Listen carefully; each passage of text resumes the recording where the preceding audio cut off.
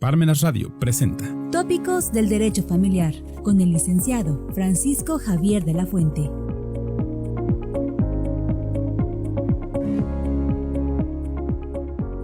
Hola, ¿cómo están? Muy buenas tardes tengan todos ustedes. Hoy miércoles 6 de noviembre del año 2024. Gracias por acompañarnos, gracias por contar con ustedes y con nosotros en este intercambio de conocimiento, en este intercambio de dudas que ustedes nos han hecho favor de comentar y que nosotros tratamos de aclararles y disipar. Hay una serie de preguntas que nos están encauzando referentes al nuevo Código Nacional de Procedimientos Civiles y Familiares.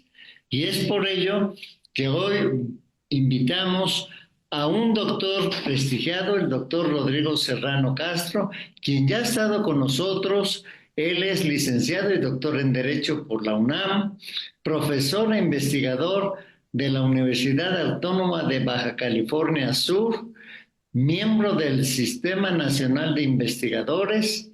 Actualmente se desempeña como titular de la Primera Sala Unitaria Civil del Poder Judicial de Baja California Sur.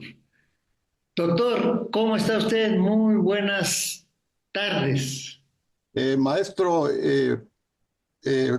Francisco Javier de la Fuente Linares, un gusto para mí estar en su programa nuevamente, Parmenas Radio, tópicos de derecho civil y familiar, la voz de la cultura del sur, pero ya hemos dicho que aparte del sur también es el norte y más allá de nuestras fronteras donde se ve su prestigiado programa que tiene que ver con la difusión jurídica de estos temas tan importantes del derecho, que es precisamente el Código Único de Procedimientos Civiles y Familiares, que es un gran tema de por sí, y que en esta ocasión, maestro, pues estaríamos hablando, si usted no lo permite, de lo que implica o lo que tiene que ver con la implementación de esta norma fundamental para el país. Así es, doctor.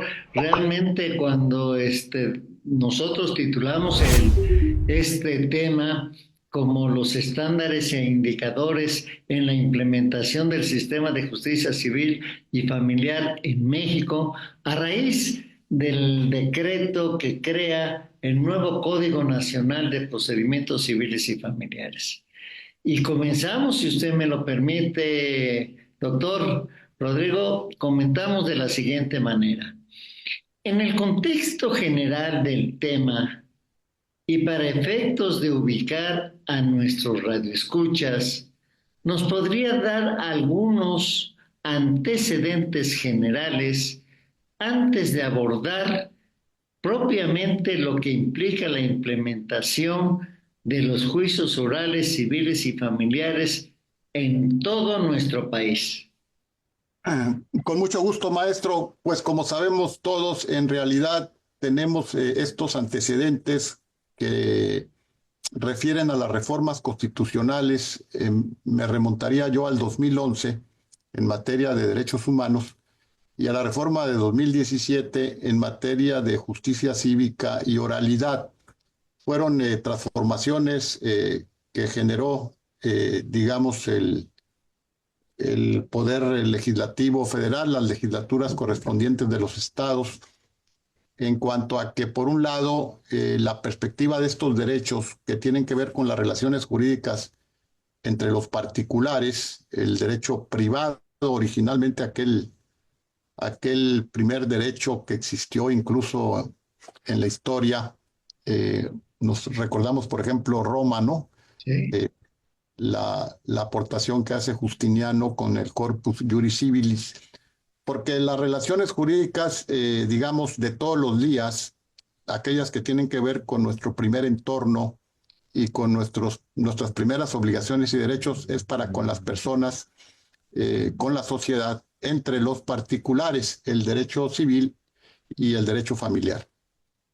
De tal manera que en ese sentido, y al advertirse en aquel momento efectivamente que del total de juicios que se llevaban a cabo en los poderes judiciales de las entidades federativas, incluida la Ciudad de México, el 70% de estos asuntos son del orden civil y familiar, mucho más que los asuntos penales, que los administrativos, que los laborales, que los fiscales, que los agrarios, etcétera. Se introdujo pues esa reforma en el 2017 y que se mandataba, pues por un lado, la oralidad en estas materias y por el otro la necesidad de crear un código de procedimientos único para toda la República que viniera a sustituir a los códigos procesales de cada entidad, dada la dispersión que estos tenían y la no uniformidad de criterios, y desde luego incorporar temas de mucho interés que tienen que ver precisamente con los derechos humanos, como es la perspectiva de la infancia, juzgar con perspectiva de género, etcétera. De tal manera que esos fueron los antecedentes para que el legislador emitiera el año pasado, en junio del 2023, se expidiera y se publicara ya en el Diario Oficial este Código Procesal Único, del cual se ha hablado en su programa en varias ocasiones, y que pues tiene que ver nada más y nada menos con alrededor de 1.500.000 asuntos que se resuelven en los poderes judiciales de las entidades de la República en todo el país, de tal manera que sus disposiciones pues vendrán a impactar a un número muy importante de personas, y precisamente se encuentra actualmente pues un momento en el que implica la implementación para llevar a cabo la puesta en vigor de este código de manera pues diferenciada, pero que no podrá exceder de abril del 2027 en toda la República. Esos son los antecedentes que yo le pudiera comentar, y que es el punto de partida del tema de hoy, maestro. Le agradezco mucho. Y fíjese que algunas personas, juristas de Chile, de Argentina y de España, nos dicen, la oralidad ustedes la van a implementar, pero nos gustaría conocer más a fondo qué pretenden hacer, qué de estos países de nosotros, Chile, Argentina, España, han podido recoger o han plasmado en su nuevo código. Pero continuamos. Sabemos precisamente que derivado del artículo transitorio séptimo del Código Nacional de Procedimientos Civiles y Familiares, se ha creado e instalado la llamada Comisión para la Coordinación del Sistema de Justicia Civil y Familiar, el COSIFEM, ¿verdad? COSIFAM, el COSIFAM. Yes. ¿Podría explicarnos para nuestro auditorio si esto es así y qué objetivos y finalidades persigue esta comisión? Efectivamente, maestro, de la Fuente, lo dice muy bien usted, es el transitorio séptimo del Código Único el que mandata pues la necesidad de crear una comisión con el propósito de que se encargue a nivel nacional del seguimiento a la implementación de esta gran reforma. Es una reforma tan trascendente por el impacto que tendrá, pero además hay quienes la han comparado pues con un código que tiene una relevancia mayúscula. Se habla, por ejemplo, de la Constitución como el orden jurídico superior, desde luego. Se habla de la ley de amparo, y luego algunos juristas colocan a este código en un tercer o cuarto lugar. Claro, desde luego están también los tratados internacionales. De tal manera que se establece la necesidad de crear un mecanismo de seguimiento, porque no es nada más ya contar con este código procesal único, sino cómo vamos a llevarlo a la práctica, cómo vamos a hacerlo posible, con el propósito, desde luego, de llevar una justicia mucho más rápida, mucho más expedita, más transparente a los justiciables que lo están demandando, que es uno de los aspectos pues, que se advierte desde hace ya algunos años, que es la justicia, un tema central, toral, en la exigencia de la sociedad de México. Entonces, el 30 de agosto del año pasado, del 2023, se instala esta comisión. Participan en ella los presidentes de los tribunales superiores de justicia de toda la República, pero también el Poder Legislativo Federal, representantes tanto del Senado como de la Cámara de Diputados, y luego también participan los presidentes de las comisiones de justicia de cada uno de los congresos locales, y desde luego por parte del gobierno federal, la Secretaría de Gobernación, de la cual dependerá o depende un secretario técnico. Es decir, se trata de buscar mecanismos de implementación que involucren a los tres poderes públicos. No es nada más decir ya el código ya se tiene y ahora pues a ver el Poder Judicial cómo le hace. Se ha involucrado y tiene que hacerlo el Poder Ejecutivo Federal, el Poder Legislativo Federal, el Poder Judicial Federal y desde luego los poderes ejecutivo, legislativo y judicial de cada una de las entidades. De tal manera que el propósito de esta comisión pues es precisamente ir viendo mecanismos para aterrizar, digámoslo así en términos coloquiales, estas disposiciones. Y el objetivo pues es definir dentro de un esquema de los más altos estándares óptimos de lo que pudiera ser un plan de trabajo que a través de guías metodológicas, digamos, así como tenemos un código único que es uniforme en los procedimientos, pues que también la implementación, la operatividad que se esté llevando a cabo en los poderes judiciales, pues sea también con un plan de trabajo predeterminado. Y ya se instaló esta comisión, el COSIFAM, y ha tenido diversas reuniones y ya existen algunos lineamientos importantes en ese sentido, maestro, por ejemplo. ¿Cómo cuáles? Sí, maestro, mire, tenemos aquí este documento que es precisamente los lineamientos iniciales. Ajá, ¿lo podría usted alejar un poquito porque no se ve muy... Ahí, o... Ahí, algo, sí, sí, ya lo veo. Sí, este es el plan estratégico para la implementación. Entonces, digamos, la implementación no implica única y exclusivamente la participación de juristas.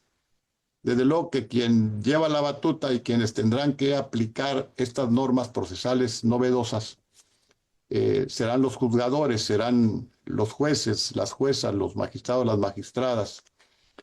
Pero en realidad, para tener todos los elementos indispensables para aplicar dichas normas, se han generado diversos niveles y se han diseñado diversos criterios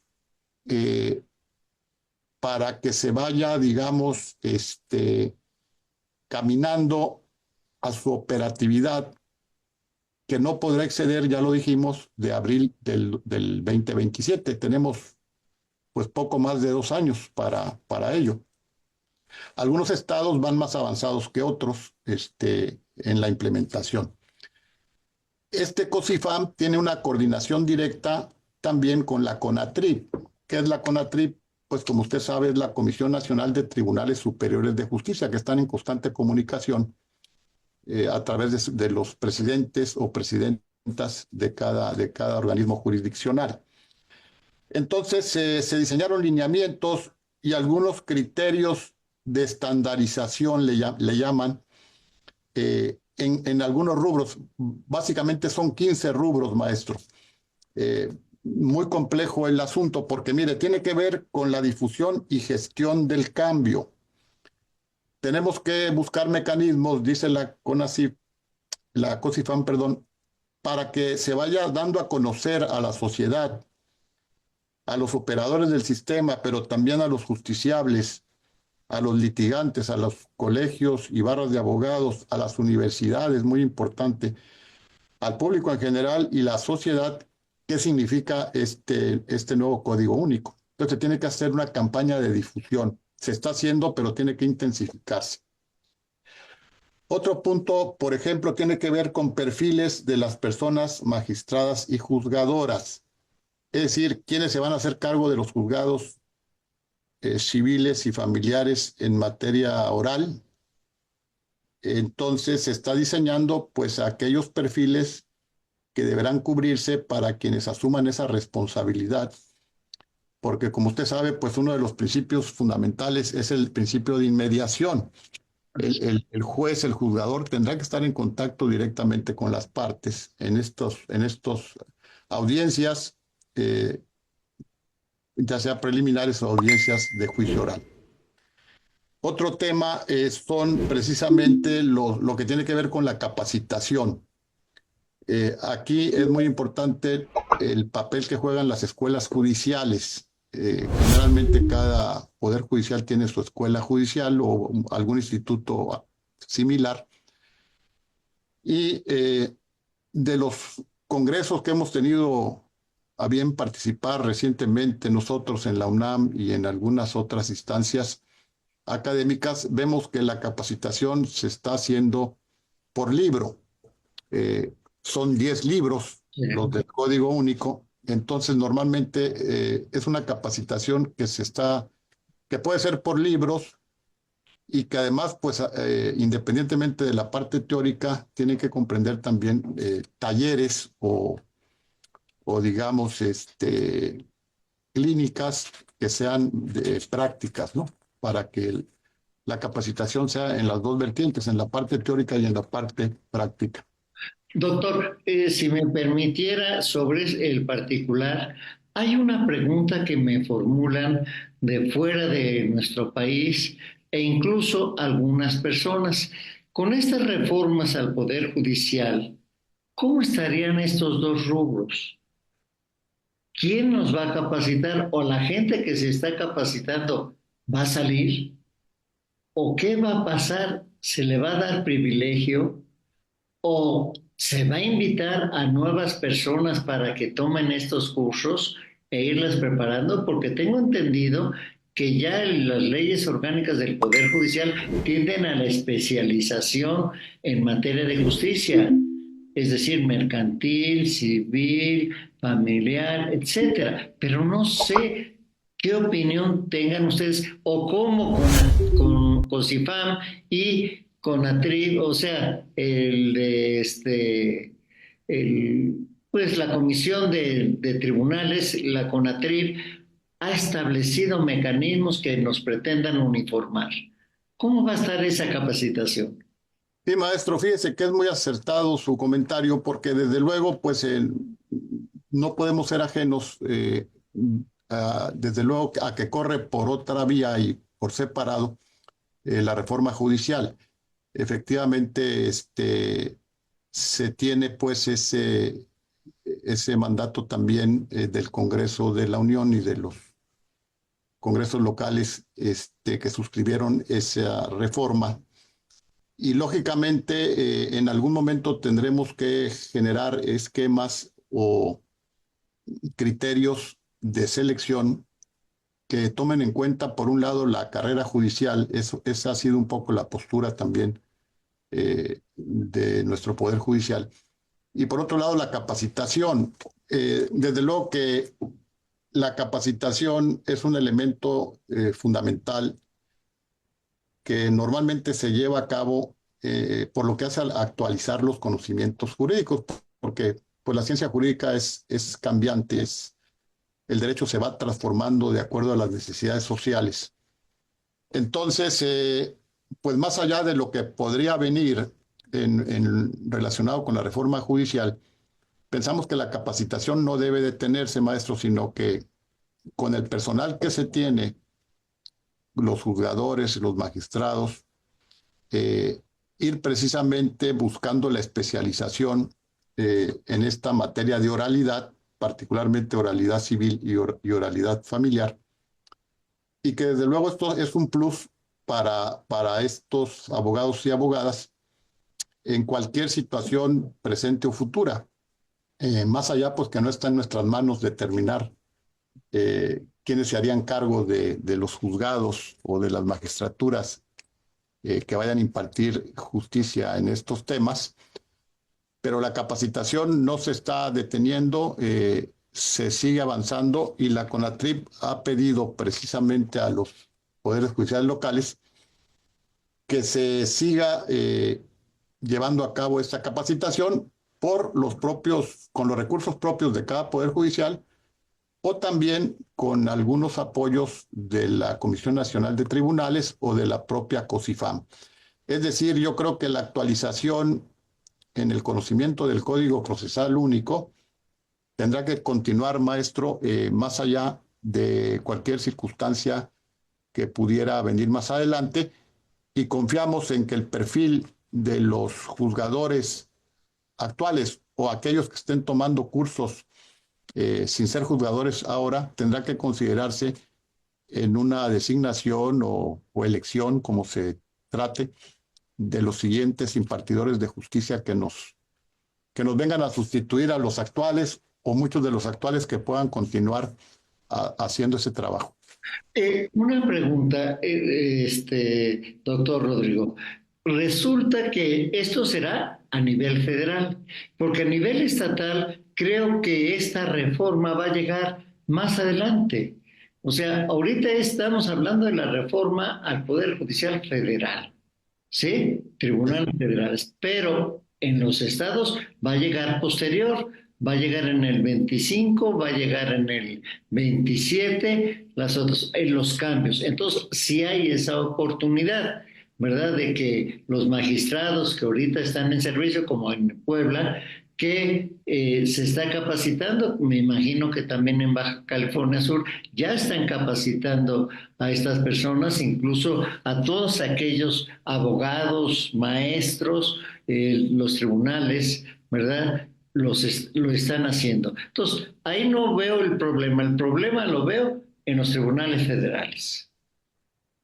Sí, la verdad es que efectivamente el trabajo de la revisión de perfiles es fundamental. Tengo entendido que en estos días no he tenido oportunidad de ver yo la convocatoria que se haya publicado. Entiendo que hay un porcentaje importante que considera para la selección correspondiente la parte académica y la parte del perfil jurídico de los que pudieran ser tomados en consideración. La capacitación es constante, es permanente. Usted sabe que aún teniendo una capacitación, nosotros permanentemente hay actualización, hay cambios en las leyes. Entonces, pues es un reto interesante, pero desde la CONATRIP, desde la COSIFAM, son organizaciones pues nacionales que desde luego estarán implementando, no tengo duda, procesos de capacitación muy intensos, pues en lo local y también en coordinación con el Consejo de la Judicatura Federal para los jueces, juezas y magistradas federales que se incorporen próximamente a impartir justicia. Doctor, por último, yo quisiera hacerle una pregunta. ¿Qué papel va a jugar o qué rol va a jugar en todo esto la CONATRIP, o sea, la Comisión Nacional de Tribunales Superiores de Justicia en México, si van a solicitar una prórroga? Porque para el Código Penal Nacional, ¿verdad? El Código de Procedimientos, ¿verdad? Penales nacionales fueron 8 años. Aquí fueron 4. Aquí son 4. 2004, 5, 6, 7. Son 4, la mitad. ¿Podría existir la CONATRIP visualiza esa prórroga para entrar en vigor el Código Nacional?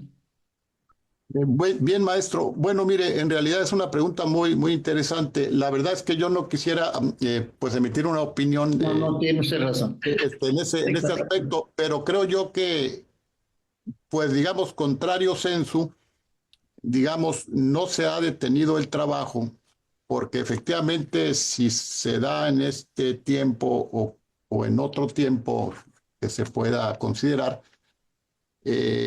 los trabajos de implementación tienen que continuar con la misma intensidad. Por ejemplo, aparte de estos estándares que yo le comentaba, tenemos el de infraestructura física.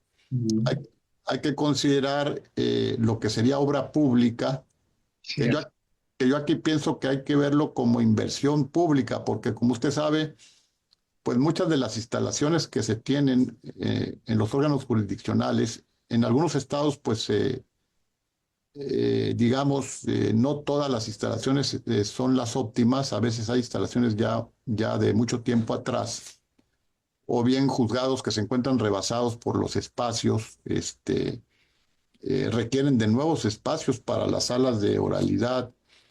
Entonces, esa va a ser una gran oportunidad para que en general la infraestructura física de los juzgados se mejore, como sucedió un poco también con la reforma penal, donde mucha de la infraestructura física fue nueva. Y eso, pues es mucho dinero o es poco, en realidad yo lo vería, o mi punto de vista sería como una inversión pública. Considerar también dentro de estos estándares se habla de tecnologías verdes, un poco lo que es el aprovechamiento de tecnologías amigables con el medio ambiente, en las propias instalaciones que se vayan diseñando, que se vayan proyectando. Considerar también espacios de inclusión para personas con discapacidad. Muchos juzgados no cuentan con rampas o no hay estacionamientos para personas que requieren un tipo de especial de apoyo. Entonces, ya en estos nuevos instalaciones tendrán que considerarse mejoras en materia de apoyo y de inclusión a personas con discapacidad para que tengan acceso a la justicia.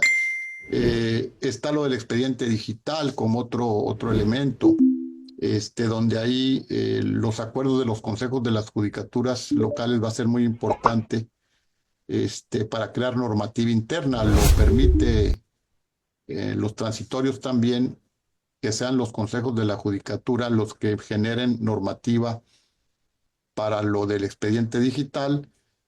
Y otro punto muy interesante, la firma electrónica avanzada.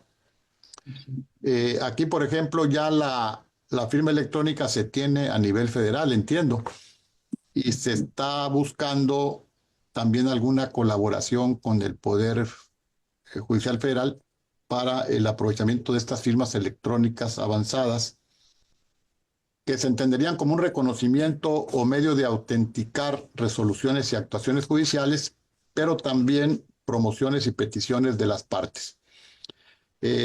Otro punto muy interesante, maestro, que se viene analizando en COSIFAM son el exhorto electrónico.